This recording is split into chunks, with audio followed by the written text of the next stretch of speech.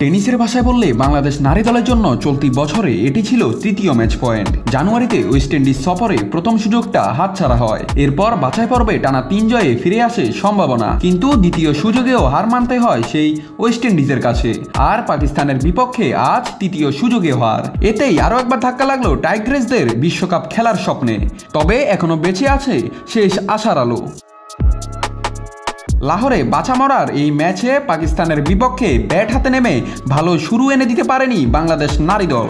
Bat হাতে লড়েছেন কেবল দুই batter Ritumoni ও ফাতিমা খাতুন। ঋতুমণি করেছেন 48 রান আর ফাতিমা খাতুন অপরাজিত ছিলেন 44 রানে। আর পুরো 50 ওভার শেষে বাংলাদেশ সংগ্রহ করে মাত্র 178 রান। তবে বল হাতে বাংলাদেশের শুরুটা ছিল দারুণ।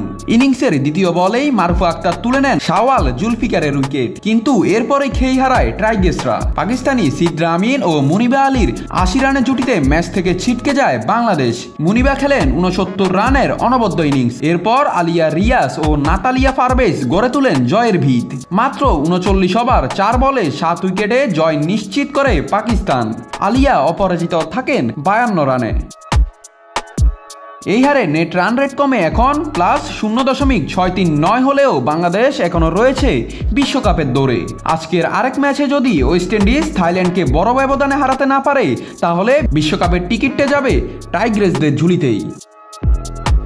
নাত রাহুল, নিউজ না স্পোর্টস।